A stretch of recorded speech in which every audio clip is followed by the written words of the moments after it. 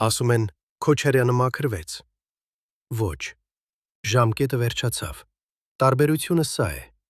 քրեական գործը վերաբերում էր գործարար Սիլվա Համբարձումյանից ենթադրյալ 3 միլիոն դոլար կաշառքին։ Դատախազության վարկածով 2008-ի փետրվարին և մայիսին, երբ Ռոբերտ Քոչարյանը դեռ նախագահ էր, նա Սամվել Մայրապետյանի միջոցով ստացել է մոտ 927 միլիոն դրամ։ Ըստ մեղադրանքի, պատճառը Համբարձումյանի հանքարդյունաբերական բիզնես շահերն էին, այդ թվում TSSC Armenia ընկերության բաժնեմասերի վաճառքը։ Քոչարյանը մեղադրանքը հերքում էր, հետո գործը գնաց դատարան, բայց 2023-ի դեկտեմբերին այն չավարտվեց մեղավոր է կամ մեղավոր չէ որոշմամբ։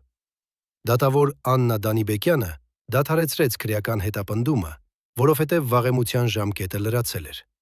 Սա է հիմնական կետը։ Արդարացում նշանակում է դատարանը քննել է գործը և մարդուն մաքրել է մեղադրանքից։ Վաղեմության ժամկետի լրացում նշանակում է պետություն այլևս չի կարող շարունակել քրեական հետապնդումը, որովհետև իրավական ժամկետը անցել է։ Ու երբ լսում եք գործը փակվել է, հարցրեք ինչպես է փակվել։ Փակվել է,